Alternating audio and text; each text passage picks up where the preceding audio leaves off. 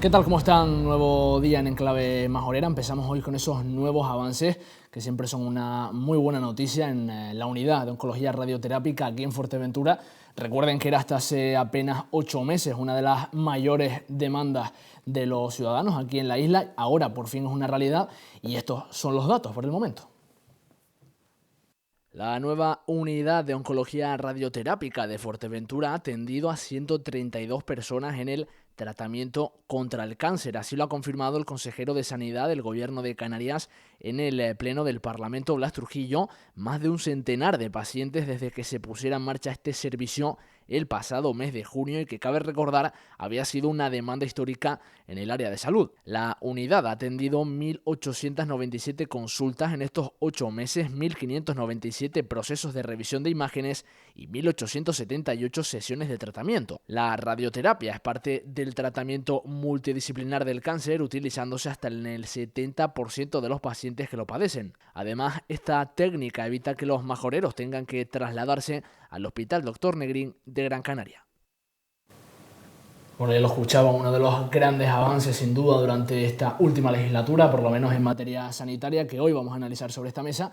Pero antes que nada, como de costumbre, para no perder las buenas mañas, vamos a darle la bienvenida a los contertulios que tenemos hoy sobre la mesa. Yaisa Sotorrío, ¿qué tal? Hola, buenos días. Bienvenida. Bien, gracias. Me alegro de que hayas vuelto, eso significa que la última vez, por lo menos, no fue tan duro, ¿no? Ah, no, yo encantada. Y yo que me alegro. Javier Tendero, ¿qué tal? Muy buena, muy bien, muy bien. Aquí, bueno, de miércoles, ¿no? en la mitad de la semana, y a ver qué nos depara lo que queda. Semana distinta porque estás ahora enfrascado con eso de los cursos de cine, Del con el ciclo de cine, ¿no? cine, sí, Exacto. sí, que Tope. ayer tuvimos Olvídate de mí y hoy tenemos La invasión de los ultracuerpos, va a estar entretenido. A partir de las 5 en la Casa de la Cultura. Muy bien, pues ahí les esperamos. José Chuarmas, ¿qué tal? Muy bien. ¿Todo bien? Encantado de compartir mesa aquí también con Yaisa, con Javier y contigo. Y efectivamente, todo el que le guste la ciencia ficción o el cine o discutir sobre macartismo o comunismo. O discutir a secas, ¿no? O discutir a secas, pues esta tarde ya sabe que tiene esta cita con el señor Tendero y el cine. Muy bien, pues ahí le esperamos a todos. Nos ponemos un poquito más serios para analizar esta cuestión que venimos hablando, Yaisa, de esa unidad de oncología radioterápica que por el momento ha atendido a 132 pacientes en 8 meses. Son datos bastante positivos, sobre todo en comparación a de dónde veníamos, ¿no? Sí, ya más que ya era necesario, yo creo que ya nos tocaba. Que siga avanzando en este tema, que además la salud es uno de los temas pendientes que tenemos en Fuerteventura y de lo que hemos estado siempre un poco a la cola, ¿no? De cubrir con los servicios que eran necesarios y que son fundamentales para vivir. Sin salud, pues no podemos hacer todo lo demás, ¿no? La base, ¿no?, de todo, Javier, uno de los pilares fundamentales de la sanidad. ¿Cómo valoras estos números, estos datos de tratamiento contra el cáncer? Bueno, al final lo malo de los números es que al final son personas enfermas, ¿no? Que uno desearía que no hubiese ninguno, ¿no? Que fuesen cada vez menos. Pero sí que es verdad que, bueno, que dentro de lo malo, que haya posibilidad de tratamiento y que haya cada vez más medios dedicados a este tipo de enfermedades, bueno, pues siempre es bueno. Lo que sí que es verdad es que, bueno, yo creo que muchas veces hemos hablado también del tema del personal y lo que hace falta cada vez más es más personal para que las listas de espera sean menores, ¿no? Porque en este tipo de enfermedades es básico que sea rápido todo lo que haya que hacer, ¿no? Yo personalmente, que he tenido mucha gente en mi familia con cáncer, ¿no? El diagnóstico rápido es fundamental. Y esto, pues bueno, lamentablemente en la sanidad actual cada vez se hace más difícil, sobre todo si no tienes acceso a la sanidad privada y demás. José Chu, le decía ahora a Javier justamente esa cuestión de las listas de espera, lo vamos a analizar también después a raíz de una denuncia de un partido político, pero en estos datos, entiendo, decía Javier, por supuesto son personas, pero por lo menos ya es un avance a aliviar y descongestionar la sanidad pública. No, en la misma línea que Javier y Yaisa. Efectivamente, Fuerteventura, una de las grandes demandas de la población majorera, porque desgraciadamente el cáncer es una enfermedad que no respeta estratos sociales, no respeta incluso edades últimamente, porque cada vez hay cánceres que le atacan a personas más jóvenes, y tener que desplazarse desde Fuerteventura, una persona con cáncer, con un familiar, ir al Negrín o ir a cualquiera de los hospitales de referencia en Gran Canaria, con la carga de la radioterapia, con el fuego que significa tener que hacer noche y tener que volver, era casi tercermundista, ¿no? O sea, en fin, la gente... Esto es uno de los grandes logros sanitarios de esta década, o si no, de este siglo, ¿no?, en Fuerteventura. Es cierto que todavía hay muchísimas limitaciones. Yo recuerdo plenos en el debate del Parlamento Canario que habían algunos consejeros de la época que decían que esto no era necesario por los ratios. O sea, hablar de ratios en cuanto a números, como decía Javier, los ratios son personas y detrás hay un caso y otro caso y otro caso individuales y cada uno tiene su propia dinámica. Y esto merece un respeto. Si cuesta 10 millones de euros o si cuesta 100 millones de euros, Fuerteventura debe de tener las mismas posibilidades en todos los sentidos, pero en el cáncer todavía más, o en la curación del cáncer o en la posibilidad de tratamiento del cáncer que Gran Canaria o que Tenerife. Fíjense que Lanzarote no tiene, ahora mismo está en construcción, el búnker radioterápico, y no lo tiene, y es una de las grandes demandas también sociales y sanitarias de la isla hermana, ¿no? En fin, hay que ir solucionando todas estas cosas. Esta es una gran solución y yo de verdad que me alegro muchísimo por estas 147 personas, porque son personas, no son números, que han tenido tratamiento en esta unidad radioterápica en Fuerteventura en los últimos tiempos y desde luego, en fin, yo creo que es para congratularse, ¿no? Y en ese sentido, pues, darle las gracias y la enhorabuena a todas las personas que han hecho posible esto, que no es el partido que está ahora en el poder, es el partido que está en el poder, el que estuvo antes, el que estuvo antes de antes. O sea, esto es un trabajo largo y los números son los que son.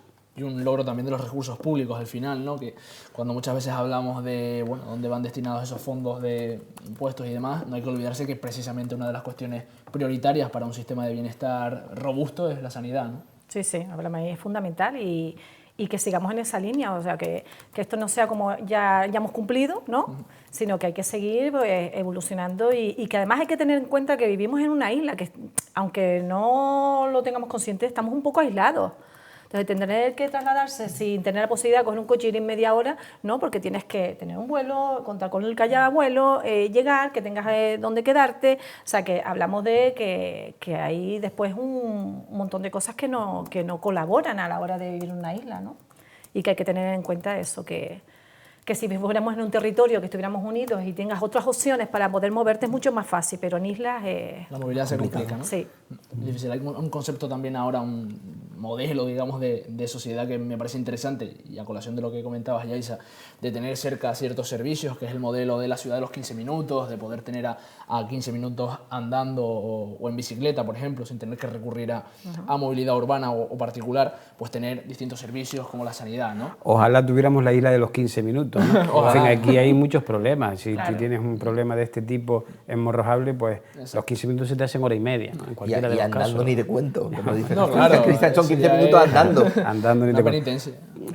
Pero la insularización de los servicios también es el drama, ¿no? Que ha ocurrido aquí, es el drama que hemos tenido con la unidad radioterápica. Ya, yo insisto, o sea, imagínense cualquier familiar de las personas que nos están viendo, que seguro que muchos lo han padecido, de tener que desplazarse a Gran Canaria por la mañana con una persona en edad, dependiente, con un tratamiento radioterápico de este tipo y el sufrimiento que es o sea, porque todos sabemos lo que significa un tratamiento de este tipo, ¿no? O sea, falta de apetito, debilidad física, y porque la radioterapia ataca no solamente al tumor maligno, sino ataca a todas las células del cuerpo. Y eso contar que conozcas la zona, porque hay gente que no ha ido a Gran Canaria y no se mueve en los hospitales, entonces ya solo el traslado, el llegar, dónde tienes que ir, todo eso, Sí, que sí, tú no sí. tengas un asesoramiento, que no tengas una ayuda, que aparte de lo que ya uno lleva, ¿no? Que, No, y hacer noche en una casa que no es la tuya. claro, o sea, es que... También tener que ir acompañado habitualmente de una persona, porque al final no dejan No, de ser pacientes que... claro, tienes que ir con un familiar o una persona que efectivamente sí es cierto que el Servicio Canario de Salud paga billetes, paga casa, paga todo, pero aún así no es lo mismo. Yo voy al hospital ahora y duermo en mi casa, me trasladan en mi coche, me siento cómodo, estoy tranquilo y no. Y lamentablemente esto también pasa, que muchas veces se nos olvida con niños, ¿no? Que a un niño le tengas que sacar de su entorno, mandarlo a otra isla, a dormir en un hotel o a una casa compartida y tal, con sus padres, ¿no? Pero al final lo estás sacando de su sitio, ¿no? Con todo lo que eso supone, ¿no? Cuando lo fácil sería, bueno, pues dentro de lo complicado, ¿no? Pero llevarlo a radioterapia o a quimio en su hospital a 10-15 minutos de su casa, y cuando termine se puede ir tranquilamente a su habitación, ¿no? Con sus padres y tal. Si ya de por sí es difícil la situación, es algo que despersonaliza, por decirlo así, el servicio, ¿no?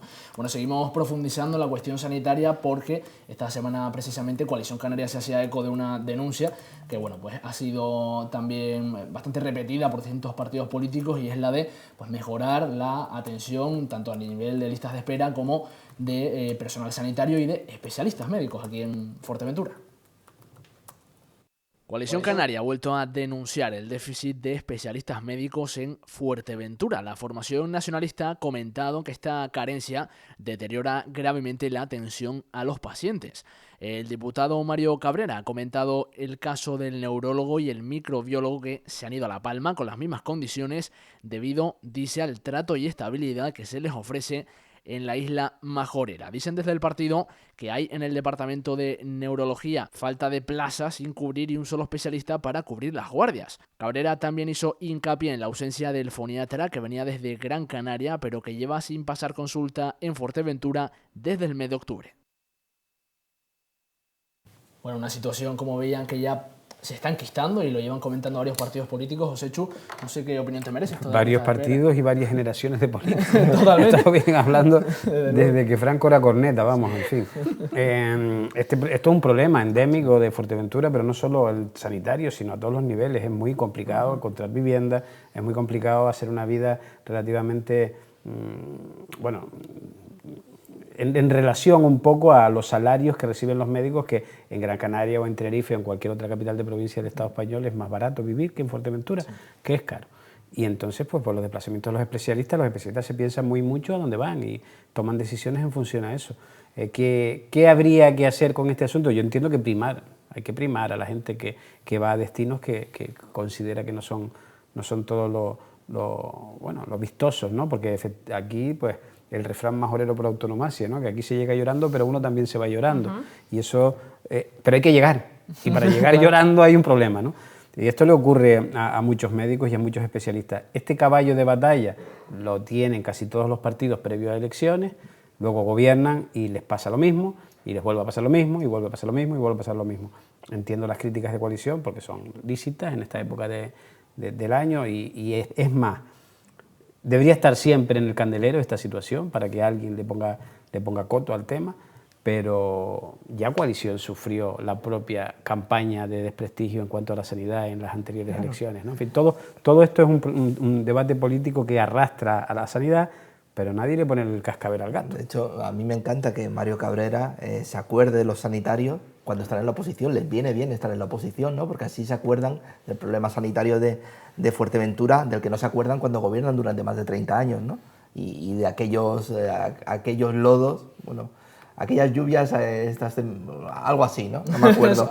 Sí, ha sido un lío. Aquellos polvos, estos lodos. Lodos, lluvias, tempestades y demás, no, pero que al final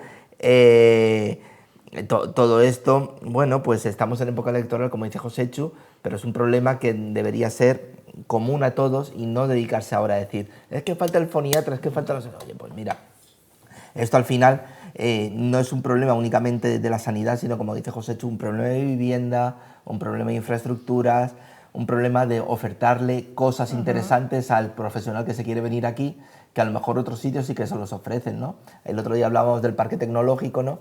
Y claro, cuando hablaban algunos, como el señor Cabrera, ¿no? Que parecía que se iba a traer la NASA aquí a Fuerteventura, ¿no? Claro, cuando lo oías hablar y pensabas en esa gente que trabaja en la agencia aeroespacial, ¿no? Viniéndose a vivir aquí sin universidades, sin colegios para sus hijos del tipo al que suele ir este tipo de gente y tal, pues uno duda, ¿no? Y dice, oye, vamos a ver, primero tendrás que mejorar las infraestructuras de la isla y luego ya veremos. Lo que me lleva a pensar también que, bueno, que también el discurso muchas veces se cae por su propio peso, porque mucho del contenido del discurso de Coalición Canaria o de otros afines es no apostar mucho por el desarrollo, ¿no? Y sí por el conservacionismo de una especie de quimera que tienen algunos en la cabeza del pequeño salvaje, ¿no?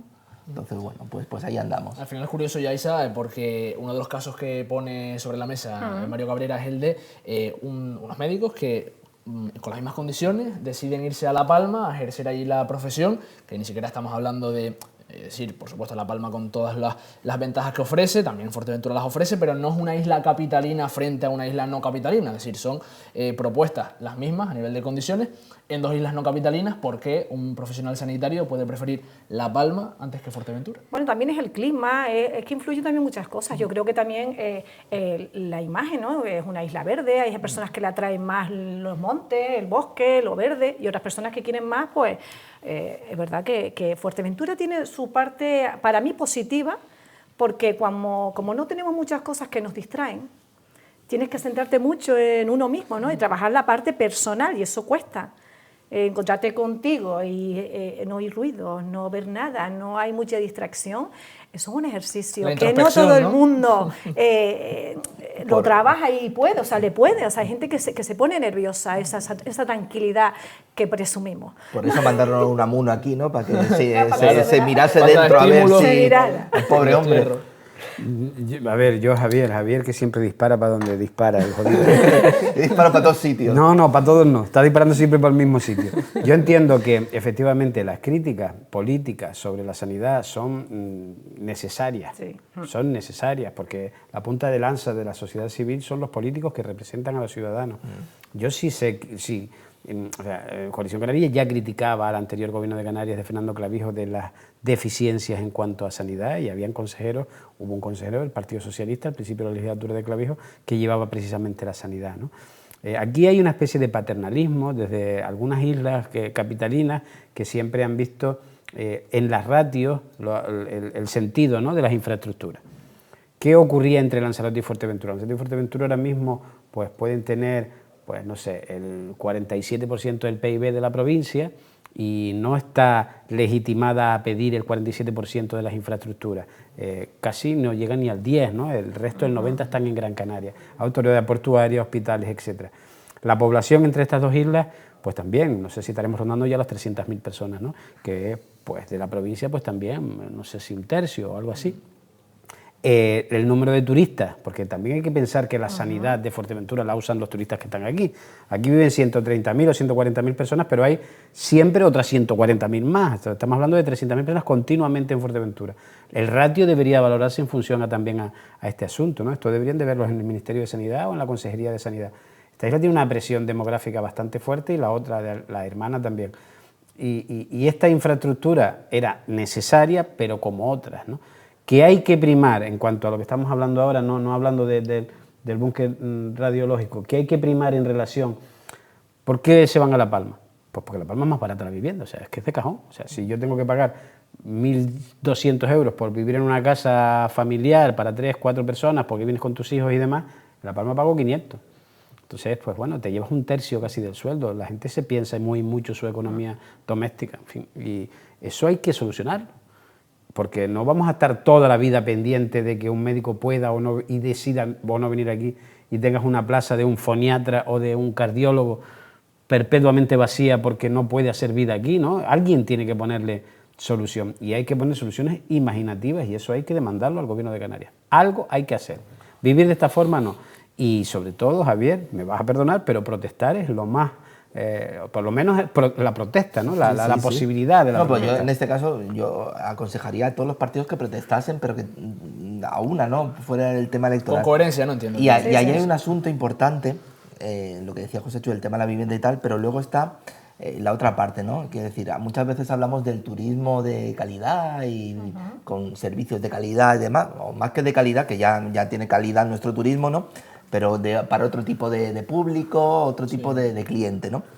Mucha de esta gente que tendría que venir, bueno, cardiólogos jóvenes, neurólogos y demás, al principio cuando vienen a Fuerteventura, y eso es así, la realidad es así, como dice Yaiza, llegan, muy bonitas las playas, muy bonitos los paisajes y tal, pero al final cuando llevas un año aquí, dices, joder, las playas, el paisaje, porque una cosa es venir de turista, otra cosa estar viviendo aquí. Y cuando traes a profesionales de este tipo de especialidades, cardiólogos tal, que se mueven un cierto standing, claro, ven que la cuenta va subiendo todos los meses, pero porque no tienen sitio donde gastarlo.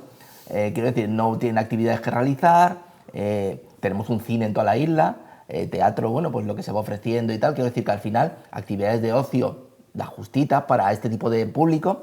El abanico es mucho más reducido, ¿no? Claro, al final muchos se acaban yendo, si se quieren quedar en las islas, porque muchos vienen también de península, acaban yéndose a Tenerife o a Gran Canaria. Y ahí tienen todo. Deben ser, como dice Yais, amantes del trekking, ¿no? Porque en La Palma también hay un cine solamente, o sea, sí, no tienen playa. No, pero a La Palma a lo mejor se van eso una temporada, pero al final todos estos jóvenes de 25 que acaban la carrera a 30 y pico, acaban yéndose a hospitales de Tenerife o Gran Canaria, porque además hay otro asunto. O a Irlanda, que se van últimamente mucho. Sí, pero dentro de lo que es dentro de Canarias, a Tenerife o Gran Canaria, porque hay otro asunto. Y es que al ser hospitales de referencia los de estas islas, que no olvidemos que aquí se derivan, determinadas cosas se derivan a esos hospitales, estos profesionales tienen también posibilidades de investigar, de avanzar, de probar otro tipo de tratamientos. El nivel curricular también entiende claro, un peso. Y a que aquí simplemente se dedican a ir sacando trabajo como pueden, pero no les dan esa posibilidad de aprender más, ¿no? Porque salen con su carrera, con 30 años a lo mejor, que llegan aquí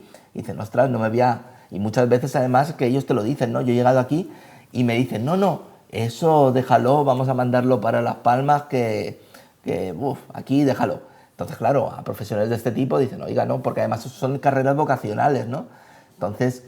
Pero tú crees que todos los médicos son investigadores. Quiero decir, el otro día oíamos a una profesional de urgencia decir que faltan 7 médicos especialistas en urgencia. Claro, o sea, pero no investigadores. En urgencia es mucha gente, 7 médicos. Claro, pero ya no son investigadores, sino simplemente mucha gente que por vocación quiere, pues de alguna manera, avanzar también en su especialidad, ¿no? Y en una isla como Fuerteventura, a la que este tipo de casos más complicados y demás se derivan a otros hospitales, aquí tienen poca posibilidad de avanzar en lo suyo, ¿no? Cardiólogos, neurólogos, y acaban en esos hospitales de referencia de Tenerife o Gran Canaria, eso pasa. Sí, verdad, pero como hablamos de todo en este mundo, habrá personas que sí, que tienen la aspiración de ella, y personas que no, pero precisamente tendrás que incentivar de alguna manera claro. Pues no lo sé exactamente cuál será la herramienta que hay que usar, si es que hay una subida de sueldo, si hay que buscar un método de regularizar los alquileres, si hay que buscar una manera de que todos estemos un poco de acuerdo y la prioridad, que eso lo tenemos que tener todo claro, da igual el partido, y que de hecho voy a intentar hacerlo políticamente correcta con Coalición Canaria, porque estoy totalmente de acuerdo, y es verdad, ahí deberíamos, como decía Joséchu, apoyarnos todos, porque esa es la prioridad. La prioridad en cualquier sitio, no solo Fuerteventura, la prioridad en cualquier territorio, primero la salud, luego la educación, sin que sea uno más importante que otro, porque son importantes, pero claro, sin salud es imposible es imposible avanzar. Entonces esa es la prioridad. Y ahí es donde nos deberíamos centrar, que creo que deberíamos estar todos de acuerdo y que hay que apostar. Y es verdad que la crítica, Joséchu, es necesaria y hay que recordarlo constantemente. No, pero no solo porque es necesario, además porque el derecho a la sanidad está regulado en la Constitución española y todos los españoles somos iguales ante la ley, y aquí es más fácil morirse de un infarto que en Gran Canaria. Y entonces no somos iguales ante la ley. De hecho, quiero decir, hay servicios públicos que tendrían que mejorarse en base a esto, a la igualdad entre todos. Todos deberíamos de tener las mismas oportunidades de cara a salvarnos en un problema puntual, ¿no? Independientemente del territorio, claro. Obvio, pero por eso digo que las personas no son ratios. Claro, si todos estamos planteados en función a ratios, pues entonces tenemos un problema. Lo que hay que tener es equidad, no igualdad. Y la equidad en sueldos en Fuerteventura probablemente sea un plus para vivienda, para determinados, como lo había antes en educación, que había determinados pluses para profesores, complementos por educación para que pudieran, que no sé si siguen existiendo, ¿no? Porque esto debe ser otro drama también que existe para los formadores de nuestros hijos. Gente que venga a Corralejo a impartir clases, no sé, por una baja médica, ¿no? Y te llegas a Corralejo y dices, ¿y ahora? ¿Y ahora? O sea, ¿dónde está el puente más cercano para ponerme una caseta debajo, ¿no? Porque no hay donde quedarse.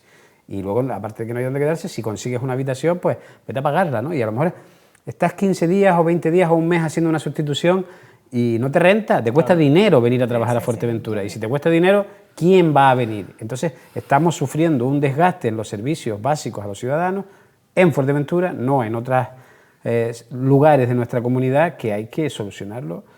Pues no lo sé. La fórmula, como dice ya, esa imaginación y capacidad de liderazgo es lo único que se me ocurre. Y trabajo en equipo. Porque esto no es solo un partido, ¿tal? Si al final tienes que juntar todo, porque unos gobiernan aquí, otros gobiernan allí, y al final es un trabajo de equipo, y esto es una prioridad, y es algo en lo que tenemos que concienciarnos, y decir, bueno, todo lo demás está bien, la política personal cada uno, muy bien, pero esto es prioritario. Pero yo no hablo de partidos, sino intergubernamentales también, ayuntamientos con cabildos y con instituciones deberían de Al final hay muchas diferencias, entiendo también a nivel ideológico, entre la manera de abordar una cuestión como es la sanidad, o sea, en función de cada partido, en función de Yo cada creo que organismo, ¿no? ese debate no ha llegado todavía a Canarias. Sí es verdad que lo tenemos en la Comunidad de Madrid o en otras comunidades que se quiere un poco liberalizar el mercado y virarlo desde otro punto de vista más economicista, pero yo no creo que el Partido Popular en Canarias esté por liberalizar lo que es el asunto sanitario. A lo mejor me equivoco, ¿no? Y esto se está alargando por debajo, pero yo entiendo que no. Pero el problema sería el mismo, o sea, si aquí tienes una clínica privada, traerte a un médico, no por ser clínica privada vas a subirle el sueldo y le vas a pagar un dinero. Tienes el mismo problema. De hecho, se cobra menos en la privada que en la pública. Tienes el mismo problema, actualmente. Al final. Pues entonces estamos en las mismas. En la privada se cobra menos que en la pública. La privada tiene tremendos problemas para encontrar sanitarios, porque la pública se los lleva, quiero decir, los disponibles se los lleva la pública. O sea, este no es el problema. Pero ¿qué no pasa? Hay servicios que son públicos porque no llega. No hay. Claro. Entonces... Y otro drama que se está dando, que eso no sé si aquí todavía está llegando, es como otros países están fagotizando a todos estos sanitarios que estamos creando en el Estado español, porque, no sé, en Irlanda no sé si es el doble o el doble y medio el sueldo de un enfermero que es lo que es en el Estado español. Y al final, todos nosotros estamos con nuestros impuestos pagando unos servicios universitarios para que esta gente se forme y acaban ganándolo otra gente porque paga más. Habrá que mirarlo, ¿no? Si los irlandeses pueden pagar más, no se puede pagar más en España. En fin, yo creo que al sanitario hay que protegerlo especialmente y al profesor. Y hay que valorar, porque al final tú estás, esa persona, dependemos todos claro, de los sanitarios.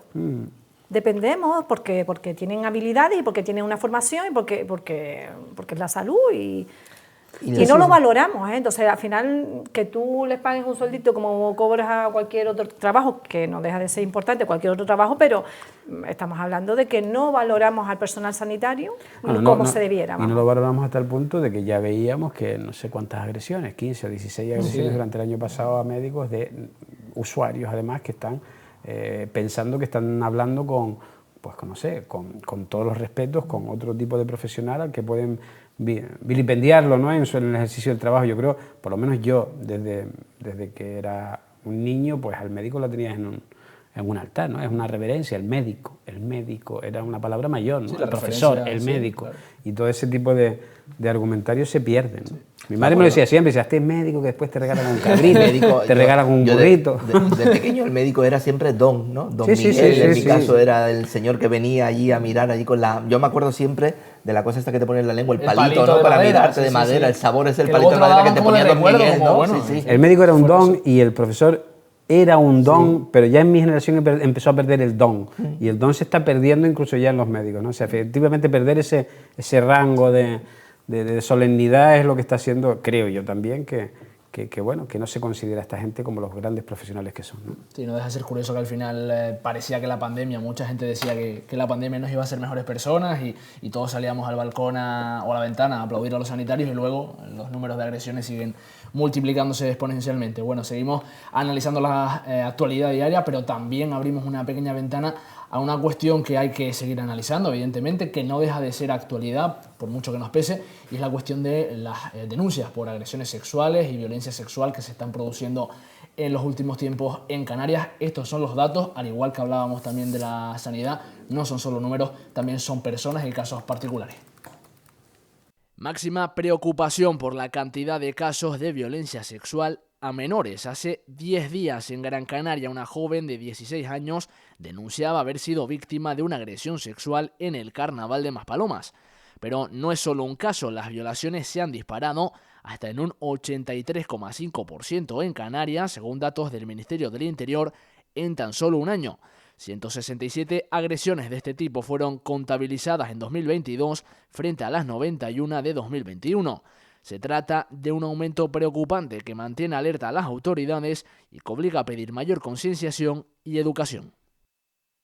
Bueno, es escalofriante ese dato. Si nos ponemos a hablar de estadísticas como tal, evidentemente hay personas que están sufriendo las consecuencias de esas agresiones sexuales y bueno, pues todo nuestro apoyo, por supuesto, a las víctimas, Yaisa, pero es que un 83,5% en un año es una barbaridad. Es vergonzoso a nivel social, a nivel personal, que tú tengas esos números en el país que estamos, con las leyes que tenemos, con la educación que damos, con los mensajes constantes que mandamos públicos. A mí me parece decepcionante, vergonzoso. Pero es verdad, y eso, algo estamos fallando, y entre ellos yo tengo una crítica personal, que esa es mi opinión, con la ley del menor. Yo cambiaría muchas cosas que hay en la ley del menor, creo que flaco favor le estamos haciendo al menor. No hay un castigo real, no hay una educación de una consecuencia. Si tú haces eso, hay una consecuencia de todo lo que haces, sea bueno o malo. Tiene que haberla, y entonces es como no pasa nada. Lo has hecho mal, entonces con que lo digas lo has hecho mal, no. Algo estamos fallando, el mensaje que mandamos, todos los niños hoy en día y niñas tienen un teléfono, tienen un acceso a una información que no están capacitados, no tienen la madurez para saber cómo gestionarla. Entonces ellos no saben y creo que nos estamos equivocando en la manera de educar, pues en la sexualidad, en los valores, en las consecuencias. Para mí es importante educar en las consecuencias de las cosas que pasan. Entonces, al final no se castiga y no sé si la palabra castigo es la correcta, pero antes tú sabías lo que estaba mal, lo que estaba bien, y tú no lo hacías porque había una consecuencia. El miedo a la consecuencia parece que se está... Claro, entonces no es el miedo, es el respeto. Entonces eso no existe o no lo veo, y entonces como yo hago, no me pasa nada. De hecho te lo dicen, a mí no me pasa nada, yo no voy a la cárcel, yo no tengo... ¿Sabes? No hay. La impunidad. La impunidad. Entonces eso yo creo que empieza también... También influye un montón de cosas, pero para mí esa es una. Hay una consecuencia. Y yo recuerdo que antes tú pues, no salías al recreo, o no te quitaban algo, o te ponían... O sea, hay algo, ya no. O sea, tú cometes un delito y sí, eso no se hace, y con que te digan eso se hace ya pasa desapercibido y ya... Pero estamos haciendo un daño para mí. Y luego la educación. Mandamos mucha información, pero creo que no la estamos mandando bien. Javier, te pregunto también, no sé si este aumento de las denuncias, y también se lo preguntaré luego a Yaisa, más allá del aumento evidente de los casos, puede también bueno, pues responder a un aumento del número de denuncias como tal, más allá de los casos, pero un aumento de las denuncias porque haya más concienciación. Bueno, que haya más concienciación siempre es bueno, que haya más educación siempre es bueno también, pero bueno, que haya más casos no es bueno. Pero sí, porque al final más denuncias, pero al final lo que refleja es que por mucho que sea porque haya más concienciación, al final los casos están ahí, ¿no? Sí, Quiero decir que nunca vas a saber si hay más denuncias porque hay más concienciación o porque se están produciendo más casos. Eso va a ser difícil de dilucidar. Yo creo que la pata de la educación se está trabajando bien, la parte de la legislación, ahí, y es porque yo creo que como sociedad tenemos que empezar a revisar también una serie de cuestiones que son difíciles de abordar, ¿no? Como es el tema de las edades límite para determinadas cosas, ¿no? Últimamente se está hablando mucho de la edad límite, ¿no? Para el tema del aborto, con consentimiento de los padres o no, todo este tipo de cosas, que me parece muy lícito también, porque bueno, ahí al final lo que aborda un poco también es la madurez mental de nuestros jóvenes y niños, ojo, porque yo creo que también nos estamos quedando un poco atrás, quiero decir, con ese tipo de cosas. Estamos aplicando para las cosas que son más benevolentes para nuestros jóvenes unas edades, y para otras, bueno, pues las estamos dejando un poco ahí, ¿no? Como en el limbo. Es decir, si alguien tiene una edad mínima para mantener relaciones sexuales sin que sea delito, ¿por qué en el momento en que alguien comete un delito sexual en esa franja de edad se le sigue considerando niño, ¿no? O no adulto? Es decir, si tú tienes capacidad, ¿no? Que a partir, no sé si son los 14 años, ¿no? Me parece que son 14 años para tener relaciones sexuales con consentimiento, ¿no? ¿Por qué en esa franja de los 14 a 18, si alguien comete un delito sexual, no se le considera también maduro mentalmente, ¿no? Como a un adulto para ser juzgado de la misma manera? Y tiene esa especie de limbo de los 14 a los 18 en las que puede cometer delitos impunemente porque a los 18 años va a salir libre de polvo y paja, ¿no? Entonces, ese tipo de cosas, la sociedad yo creo que tendría que empezar a plantearse, bueno, cómo legislarlas y cómo afrontarlas. ¿Qué está fallando, José? ¿Está fallando la educación? ¿Está fallando la Yo creo regulación? Yo creo que no está fallando ni la educación ni la regulación. La educación en el sentido de que ahora, yo creo que lo que falla es el modelo social que se ha construido alrededor de la digitalización mal entendida. Para mí la información está llegando a los jóvenes a través de los teléfonos móviles, la pornografía está a la orden del día, los niños acceden a todo este tipo de aprendizajes de la sexualidad no en las escuelas, acceden a través de los teléfonos móviles, de las tablets, de las iPads y demás, y la gente joven está idealizando conductas que no son reales. O sea, el porno no es real, es solamente una ficción que, en fin, sabrán lidiar mejor o peor con él adultos, pero no es para niños, ¿no? En cuanto a lo que comentas bien de la edad de consentimiento... 16 años. Claro, la edad de consentimiento eran 13 años y el Código Penal pues está mirando, en Naciones Unidas plantea que sean los 16. Los 16 años es la edad lógica de consentimiento sexual de menores. En cuanto a los castigos o no a los menores, yo es que creo que los menores, en fin, deben de ser inimputables en algunos delitos, porque son menores, en fin, no han creado su psique, y sobre todo los menores son cada vez más menores. O sea, yo me encuentro con chiquillos de 18 años que parece que tengan 13 de hace 25, ¿no? La madurez está llegando cada vez más tarde desde un punto de vista. La madurez sexual sí está llegando antes, incluso hormonalmente. O sea, se dice que las chicas son hormonalmente más activas sexualmente, y esto lo voy a decir pues con las ciertas garantías de no conocer bien esto, pero las niñas con 13, 12 años ya parecen un poco más mujeres que antes, me da la sensación. Bueno, yo creo, antes estaban más que aniñadas. no, lo que pasa es que es verdad que el tema tabú de la sexualidad en la mujer era un tema que no se hablaba. Es verdad que con los años pues una mujer tiene más libertad a la hora de hablar de la sexualidad. Y claro, pero una niña de 12, 13 años, 14 años... Sí, pero ya incluso... tenías ese deseo, sí. pero no lo expresabas porque ¿no? Era normal. O sea, tú ya te vetaban ya, o sea, eso no lo podías ni hablar entre amigas. Bueno, entonces ese patriarcado con menores también es verdad que puede existir, pero yo entiendo que bueno, puede ser que todo sea una deriva de las libertades que alcanzan incluso las mujeres a esas edades, ¿no? Pero, en fin... Todo este asunto de los abusos sexuales a mí me da que vienen más por la mala información que está llegando y el poco control de muchos padres en cuanto a que sus hijos están recibiendo ítems de información no debidos a través de las redes, a través de internet, a través del WhatsApp, a través de tal, a través de cual, y esto está creando otra manera de hacer las cosas. Este caso de niños de 14 años violando a una niña de 11 años. O sea, esto es terrible. Pero esa es la pornografía que vemos y evidentemente cuando hablamos de la educación tendremos que explicarla. ¿No? Pero tenemos que explicar lo que es una fantasía y lo que es una realidad. Pero es que aparte de eso, estos niños de 14, 16 tal, no nos engañemos, también saben que cualquier delito de este tipo que cometan, que moralmente a ellos, muchos, ya con todo esto del porno, de tal, no sé qué, al final dicen, esto yo lo hago y tal porque soy el más malote, ¿no? Porque quiero ser malote, ¿no? Pero Javier, antes con 14 años ser malote era romper un cristal. Claro, pero ahora están en otra cosa y saben que eso no les va a destrozar la vida porque a los 18 están limpios de polvo y paja. Bueno, no les va a destrozar la vida. De entrada, estos 4 muchachos que violaron a esta niña, hay uno en un centro de menores, aislado, o sea, efectivamente no está en la cárcel, pero está en un centro de menores. Estás hablando del caso de Barcelona, ¿verdad? El caso de Barcelona, exactamente, del centro comercial, que me parece a mí el caso más paradigmático ahora mismo de lo que está ocurriendo en cuanto a... Pero bueno, incluso a lo mejor ya estaba antes en un centro de menores, estaba saliendo y entrando. Que eso también se puede dar, ¿eh? Que muchos de estos casos... En este caso seguramente sí, puede o no, pero eso solamente es una elucubración suya, sin entender. Quiero decir... Lo que yo quiero decir es que este niño está ahora cumpliendo con 14 años una pena menor, pero una pena. Pero el problema no es el castigo que se le pueda dar, que también puede serlo, o sea, soluciones...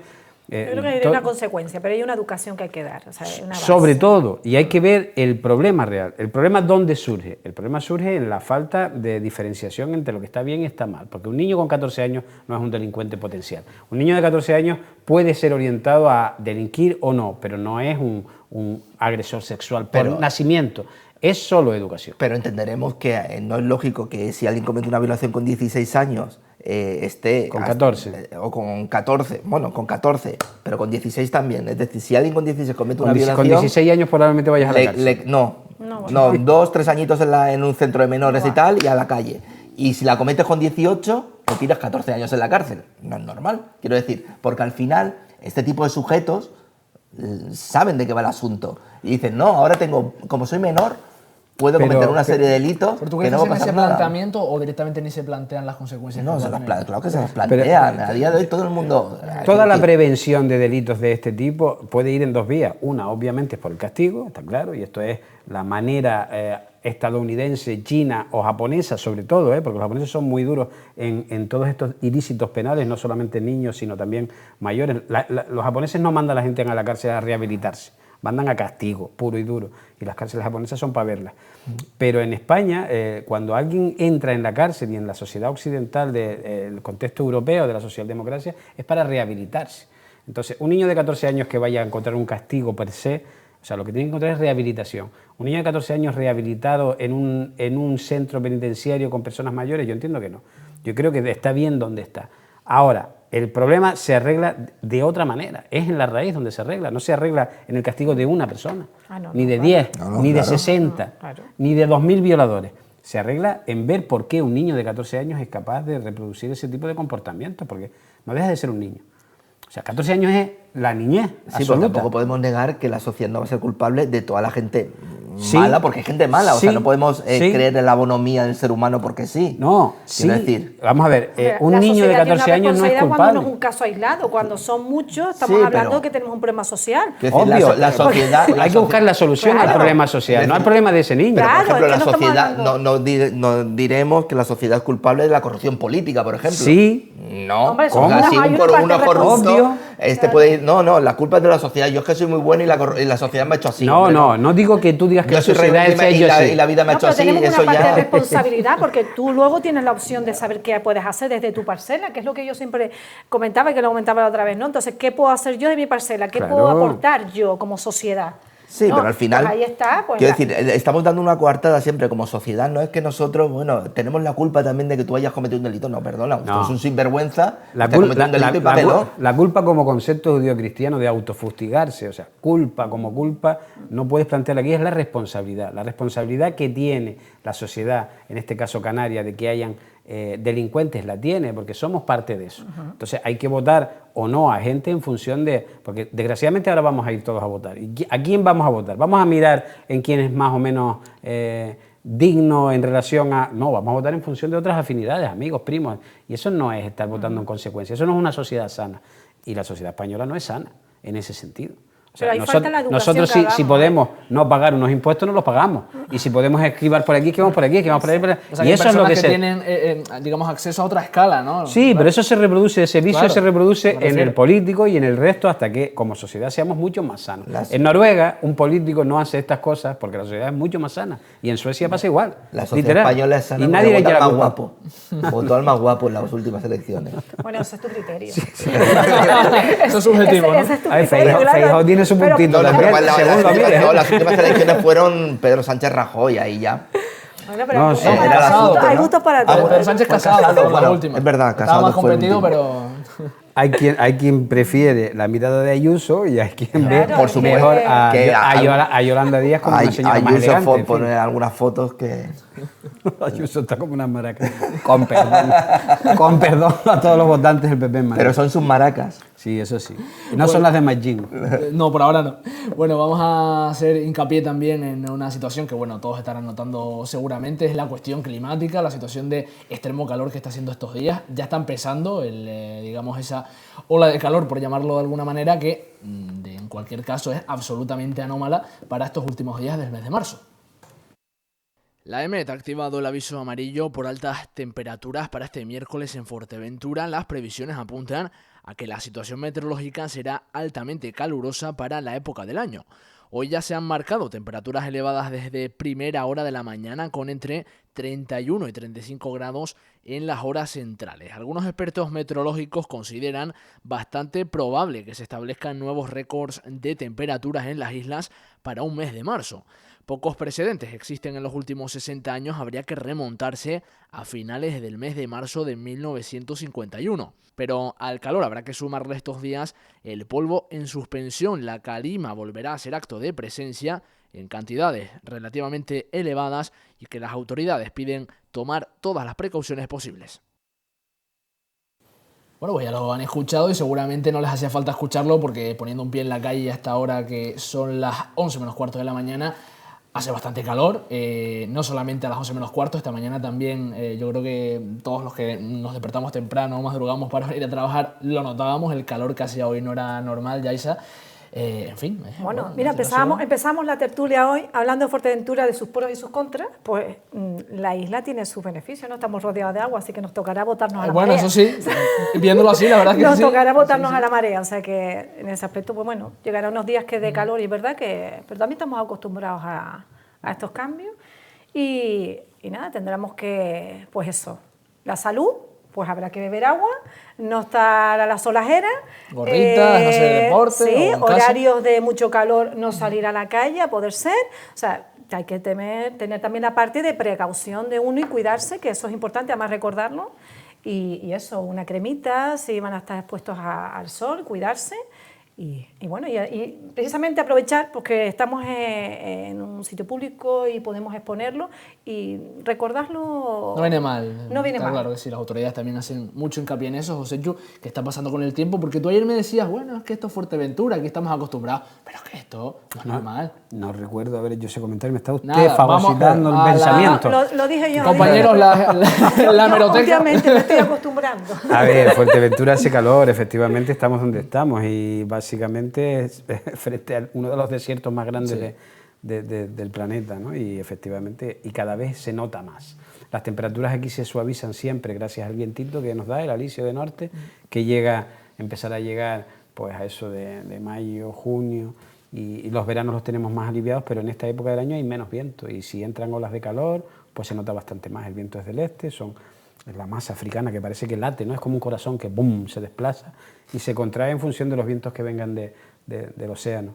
Y viene calor y parece ser que hoy va a ser calor y mañana y pasado. Y para ser marzo, efectivamente, algunas hemerotecas hablaban de que hace el año 51 hay que remontarse para que un 29-30 de marzo hiciera este calor en el archipiélago y en Fuerteventura. Son los tiempos que vienen. O sea, yo no creo que esto vaya a cambiar mucho más. Si el verano empieza ahora, hay que recordar, como tuvimos el verano pasado, entra julio y parece que entra una especie de neblina que lo tapa todo y estamos 2 meses como con también esa media panza de burro que tampoco existía aquí y luego vuelve a aparecer el verano en agosto hasta noviembre o diciembre y luego tendremos 2 meses o 3 de frío. Aunque recordemos que en noviembre y diciembre hubo una ola calor también. Por eso digo. Unos días que... Noviembre y diciembre sigue siendo verano aquí todavía, el verano se alarga mucho. A mí me da miedo la temperatura del agua. Cuando cambien las temperaturas del agua sí es verdad que vamos a tener un problema en Canarias, porque el agua todavía aquí es fresquita, no son esos 25 grados que tiene el Mediterráneo en verano, o 27, que es un caldo pollo, que al final, y sobre todo para la fauna, ¿no? Y los peces que tenemos aquí, que están acostumbrados a otros. Lo que dice Yaiza, te vas y te das un baño en la marea y se te quita todo. Lo que iba a decir es que para mí, que soy de Alicante, para mí esto es fresquito. Cuando habláis de que hace calor tal, no, coño. Yo allí, allí cuando llegamos en agosto, cuando yo voy de visita a casa, el primer día yo estoy que me muero allí, o sea, es chorrear, o sea, claro. Eso que parece que te estás deshidratando, las primeras noches que pasamos allí, porque allí, claro, se suben unas temperaturas de 38 grados, 39, con la humedad relativa, que es una humedad relativa de un 70%, aquello es una ducha constante, entonces a mí me parece que en Canarias aún estamos aguantando con unas temperaturas agradables que yo creo que gente que viene Pero aquí no era normal, ¿eh? No, claro hace no 10 normal. años, 15 años no era normal pasar a 43 grados. ¿no? O sea, yo nunca vi 43 grados cuando era joven. 32 grados era la media en verano y de ahí no subías y esto de los 43 grados ya da susto, ¿no? Y si estamos hablando de picar 35 grados en marzo, veremos qué pasa esta tarde, porque a mí me parece muy exagerado todavía eso. Pero si llegamos a esa espera, eso de las 4 de la tarde, en Fuerteventura hay zonas que se sufren especialmente, ¿no? El Valle de Tarajalejo, Tuineje, la zona de Gran Tarajal, que son las que quedan más azocadas al viento. Y yo, en fin, habrá que medirlo porque yo todavía no creo que se puedan picar 34 grados en marzo en Fuerteventura. Vamos a ver. En relación a eso que decías, Javier, hay mucho debate siempre, no sé qué piensas, Yaiza, si prefieres más el calor seco, el calor húmedo. Hay gente que piensa que el calor seco se combate mejor. Yo no sé. Mucho mejor. Creo yo. Sí, mucho mejor. Yo, además, es que yo me acuerdo, ahora estaba pensando, me acuerdo en un festival que tocamos en Murcia en pleno agosto, 42 grados a las 4 de la tarde. montando. Es decir, eso es insoportable porque la humedad, como, o sea, es que la humedad tiene ese problema que a la gente le complica mucho el tema de la respiración y demás, porque estás perdiendo agua. Quiero decir, que se lleva mucho mejor, aquí, donde mejor se lleva es en Fuerteventura, en Canarias en general, porque dentro de las subidas de temperatura nos seguimos manteniendo en una zona relativamente templada, ¿no? Aunque sigue sin ser normal, nos disparamos. Época, pero por lo menos... Pero bueno, que esos cambios de temperatura y demás, obviamente son provocados por el cambio climático, por mucho que aún haya mucho negacionista por ahí por redes, ¿no? Está bien recordar. Que últimamente se enfada mucho con el tema de 2035 y el stop a la fabricación de motores de combustibles fósiles y tal, pero es lo que hay, quiero decir, o paramos ese tipo de contaminación o nos veremos abocados, bueno, pues a cambios mucho más drásticos y peores para la población en general, ¿no? Bueno, abrimos una pequeña ventana, aprovechamos ya a poco de terminar el programa. Joséchu, no sé qué tienes por ahí en Noticias Fuerteventura, si ha entrado algo de última hora que nos puedas contar. Bueno, en Noticias Fuerteventura seguimos hablando de calor y sobre todo de la pre-campaña política. Este viernes tenemos la presentación de candidaturas de Nueva Canarias y antes de ayer, veíamos la presentación de listas de asambleas municipales de Fuerteventura, por lo menos los cabezas de lista. El Partido Socialista también está presentando por todos los municipios, Coalición Canaria hacía lo propio, pero a nivel general en el Palacio de Congresos. En fin, se hablan de muchas cosas en la isla, pero sobre todo se habla de esto, de quiénes son las personas que van a intentar dirigir los destinos, ¿no? de las corporaciones insulares y regionales incluso, porque hay mucha gente. Hablábamos de esta gente de Equo, los verdes, ¿no? que ya tienen una candidata, de Drago, ¿no? de Seychelles Chacón, que presenta y en fin, este es el run, ¿no? del día a día de Fuerteventura, porque la política... Hombre, hoy se habla mucho también de Ana Obregón, que con 69 años se fue, desde mi punto de vista, una barbaridad. O sea, una señora de esa edad, con todo el respeto a que le tengo yo a todas las señoras, tener una criatura me parece a mí un ejercicio si fuera suyo, pues bueno, pues entonces es que la biología ha avanzado mucho, pero gestación subrogada, prohibida en este país, y que te vayas a Estados Unidos porque tienes pasta para traértelo aquí y puedes inscribirlo. O sea, está un delito aquí, se puede lavar inscribiéndolo aquí porque tienes dinero de ir a buscarlo allá. A mí me parece esto una salida de tono, porque yo le tengo... Bueno, Ana Obregón no cierto cariño, me ha acompañado toda mi vida en la televisión, por lo menos. Y el drama humano del cáncer de su hijo, pues efectivamente hace que tenga cierto...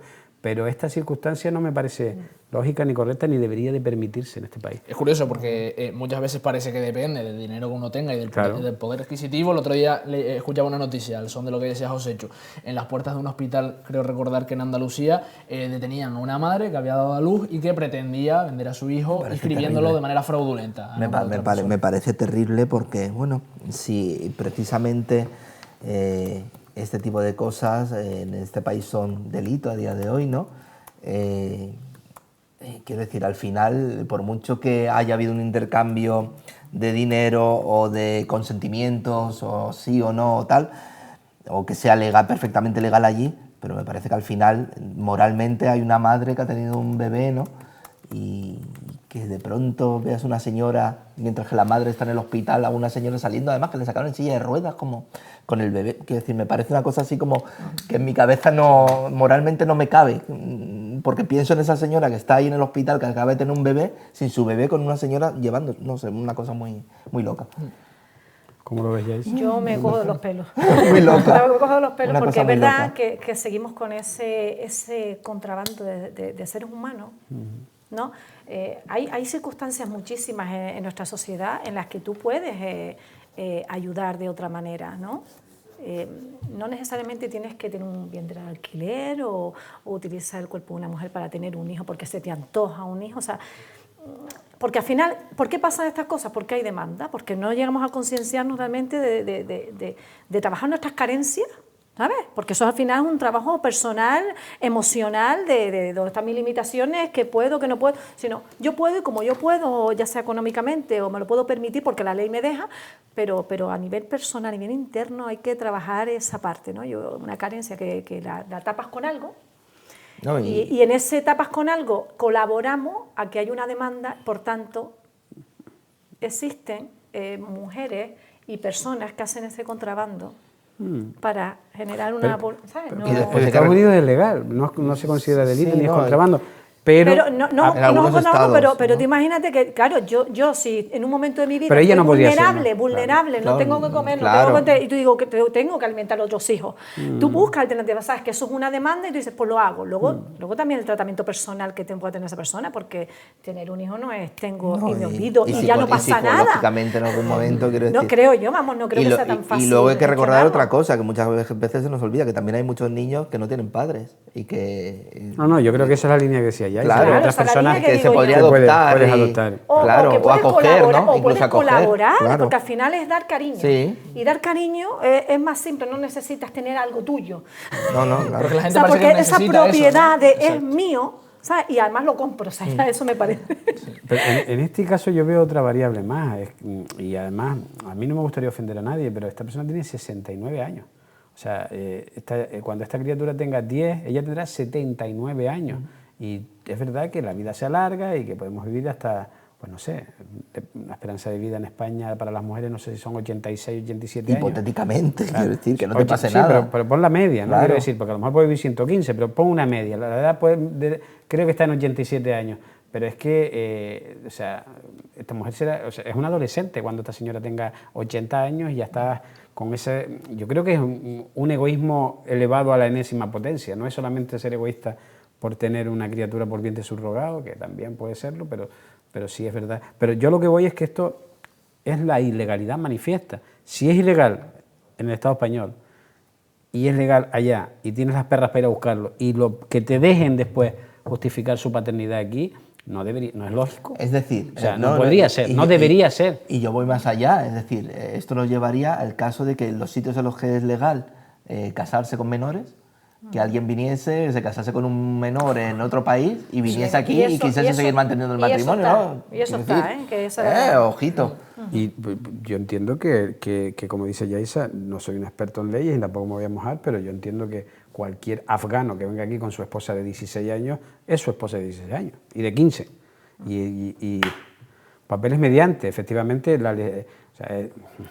¿pero qué vas a hacer? No, separen a estas dos personas porque no hay, en fin. Otra cosa es que te cases con una criatura de 11 como hacen en la India y te vengas para acá. Claro. Eso ya son otros cantares. Pero esto es, en fin, evolución. Es lo que decía antes a Javier, ¿la sociedad es culpable de que los políticos sean corruptos? Para mí sí. ¿Y la sociedad es culpable en India de que te puedas casar con un niño de 11 años? Para mí sí.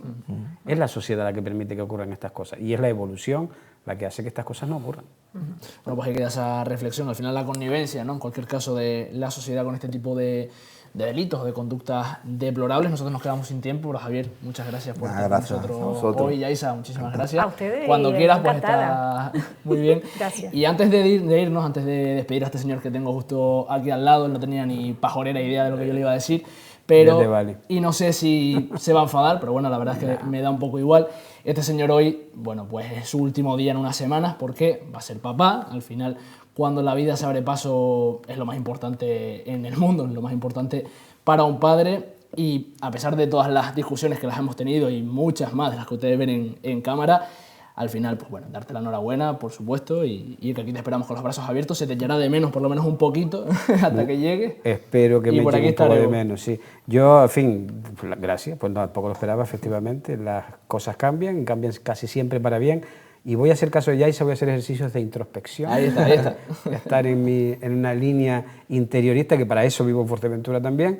Y efectivamente, pues bueno, pues a vivir nuevas experiencias. Pero vamos, que en breve estoy por aquí dando la brasa otra vez, o sea que no se preocupe. Sí, porque Muy bien. además a la vuelta se encuentra con todo el mogollón de las elecciones Exactamente. en plena vorágine. Y hay que empezar a poner a parir a la gente para que se espabile. Así Bueno, vendrá con ganas. En mi Alguno. defensa, uno más que a otro. A unos más que a otros. Vete preparándote porque, bueno, los cuchillos van hasta la fila. Gracias, chicos. Bueno, gracias. muchísimas gracias a ustedes también. Y bueno, cuando quieran, aquí nos seguiremos viendo esta semana en Enclave Majorera. Hasta la próxima.